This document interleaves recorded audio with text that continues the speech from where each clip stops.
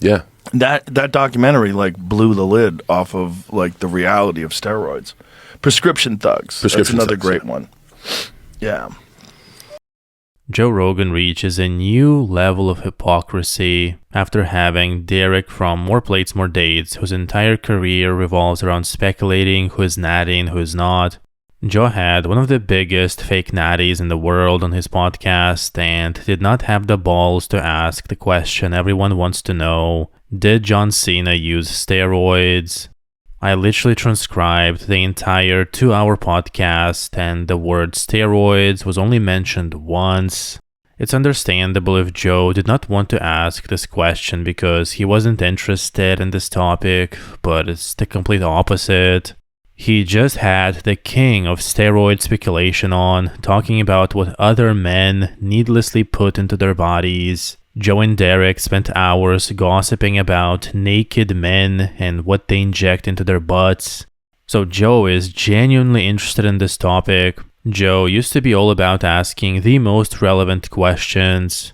But when one of the most popular fake natties showed up on his podcast literally a few days after Derek, Joe got his tail between his legs and couldn't even ask the guy face to face what he was gossiping about behind his back. Well, now it's just classic Joe Rogan at this point. Even the spineless Logan Paul of all people pressed Mr. Cena about steroid use, but not Joe. So how do you have that physique? I keep track of all that stuff and look at the long-term economics, and they all match up. I thought it was bad with Rock when both of them were just glazing each other the entire podcast. But the John Cena episode just reached a new level of hypocrisy, and Joe doesn't even try to hide it anymore. He has one of the biggest fake natties in the world, allegedly, right after Derek from More Plates, More Dates, and he doesn't even try to press Cena on steroids. Even John Cena, who apologized to CCP, has more integrity than Joe, as then the conversation shifted to the entire incident with John calling Taiwan a country. Apparently, John Cena called Taiwan a country because he read text off the teleprompter that somebody else wrote in Mandarin without him fully understanding what he was saying. For those who don't know, John Cena actually studied Mandarin for over 10 years so that he can promote his pro wrestling shows and other shows in China. Apparently, WWE offers free second language education for their employees, so Cena obviously took advantage of that. But then when Joe asks Cena to say something in Mandarin, John refuses, saying that he wants to keep it private. Despite the fact that he claims that he's fluent in it, for some reason he couldn't understand what was written in the teleprompter. But what can you really expect from a pro wrestler? Also, from what I could decipher, it seems like John cannot read the actual Mandarin symbols. He can only read the phonetic translation in English, so basically he can only read Chinese-sounding words when they're written in English letters. So instead of reading the actual character for the word hello in Mandarin, John would read something like ni hao, if that makes sense. Then John tries to explain the difficulties of learning Mandarin. Again, he claims that he's fluent in it, but at the same time, he is still in the process of learning it. Because of that, and because he was also in a rush to promote his show in China, he did not really pay attention to what he was reading, so he accidentally said that Taiwan is a country. Cena could have played this card that it wasn't really his fault, which Joe Rogan also suggested, but credit to Cena for taking responsibility for the entire Taiwan scandal and not properly understanding what he was saying. At least he took responsibility regarding that, but it was still so cringy the way he apologized and talked Mandarin. The entire situation is so bizarre and funny. But what's even funnier is that the entire podcast, Joe and John talked about the most boring things, like the differences between pro wrestling in China and the US, and all the intricate details of setting up shows there and how the audience responds there versus the US. It seems like they tried every trick in the book to ignore the giant elephant in the room, which is John Cena's alleged steroid use. But I mean, we all know that the guy's on something. But at least we should give Joe some credit for at least saying the word steroids once in the entire podcast to see if Cena would take the bait. But Mr. Tough Guy ignored everything Joe said about steroids or peptides, like Cena wasn't even there. Was he actually there? Because it seems to me like Joe was just talking to himself the entire podcast.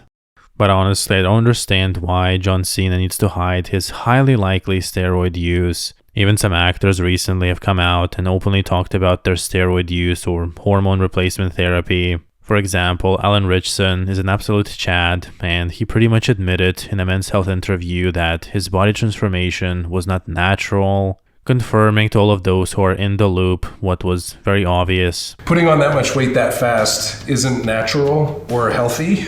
So I don't know why it's such a big problem for Cena to admit that. But I guess he would be putting not only himself but the entire pro wrestling industry under a huge hit. Because if John Cena is on steroids, that would mean that all the other pro wrestlers are on steroids too. So it's honestly so cringe to see Joe and John dance around the topic while everybody pretty much knows what the deal is. But Joe is such a coward and a hypocrite that he doesn't even want to blatantly ask John Cena about steroids, because Joe is a total shill and is afraid to scare away all the other fake natty actors from coming to the show, because they too could be asked this uncomfortable question. However, the old Joe Rogan would never do that. He had no problems starting heated debates trying to prove his point with guests earlier in his career, who also had a much lower profile. But now that he has reached a certain level of fame and he got the Spotify deal, he is sort of in a different club and has to lie by omission to shill his buddies. I understand that John Cena can't really admit that he's on steroids because he's a giant coward. He would need to admit that he was lying for years and decades. However, Joe had to at least ask him somewhat indirectly about it, to at least save some illusion of integrity that he used to have.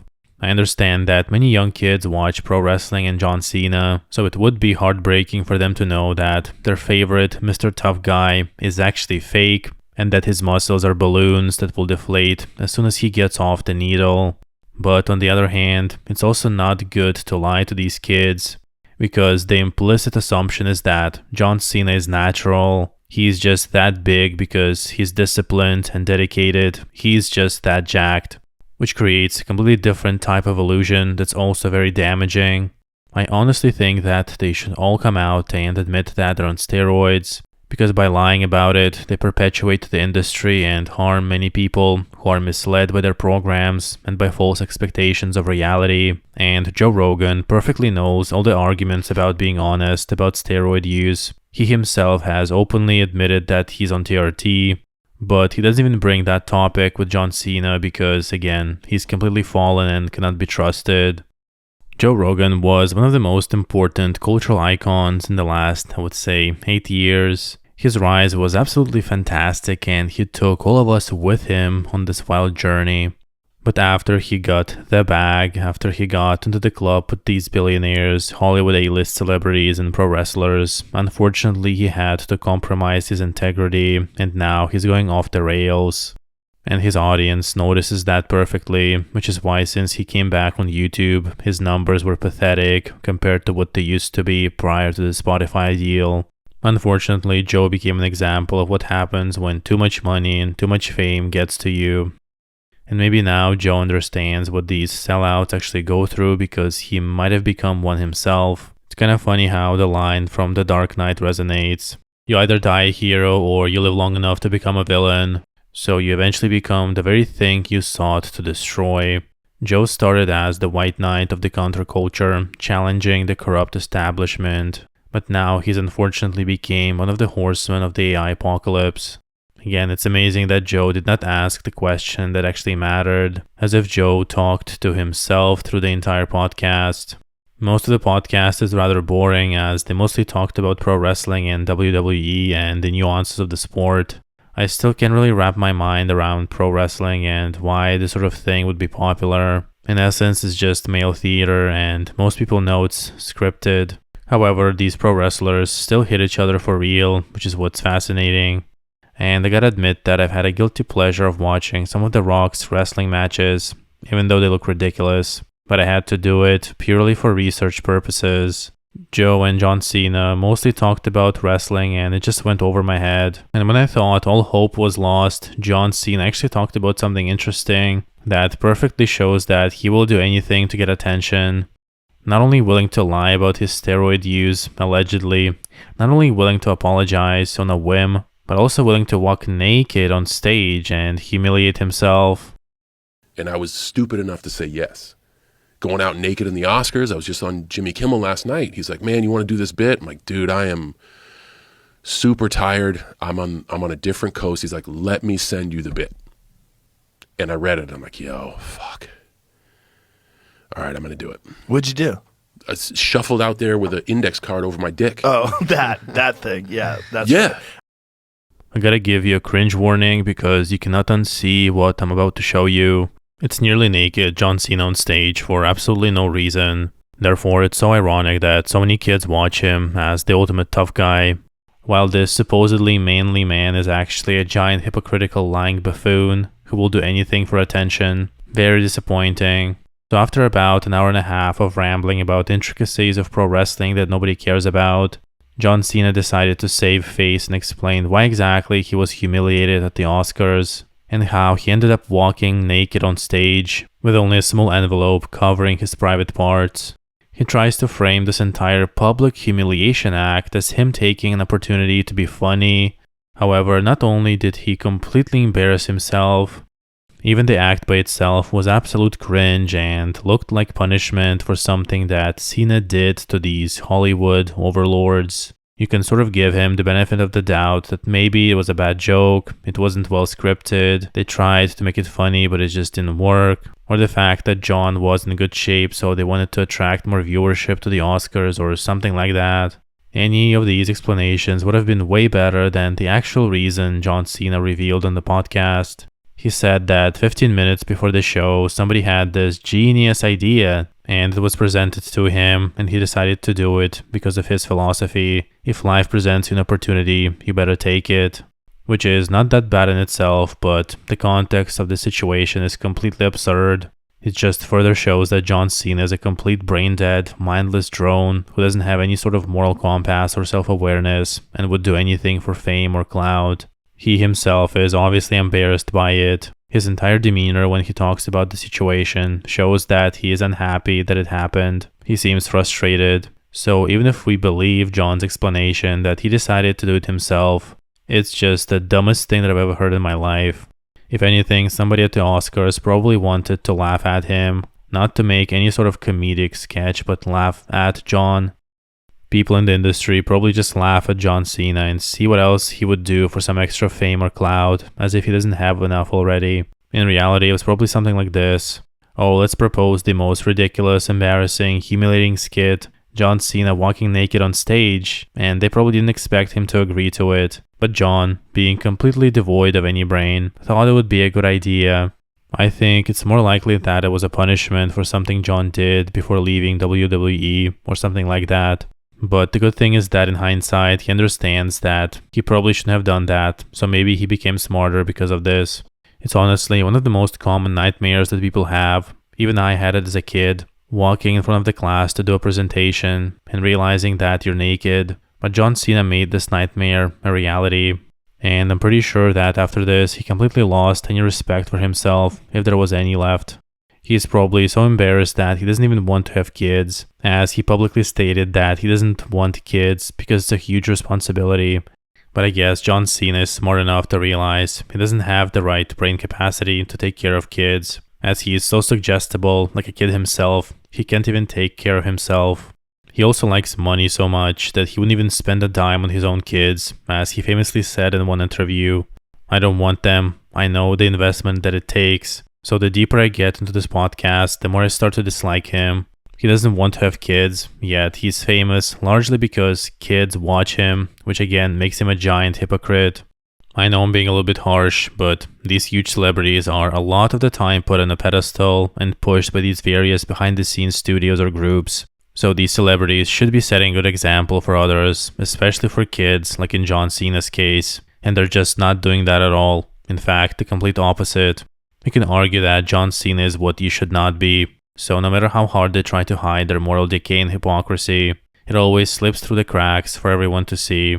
So I think it's perfectly fair that we criticize these individuals who either put themselves on the pedestal or are put on the pedestal by others. So we should not be normalizing immoral, hypocritical, or manipulative behavior by promoting these people or supporting them. They aren't even trying to appear honest or righteous. They just do anything for money. As John Cena said, you should take all the opportunities that present themselves to you. So unfortunately, these people contribute to the total moral decay of our culture, entertainment, and media, and all of these things are connected, so when they pile up, they can cause a collapse.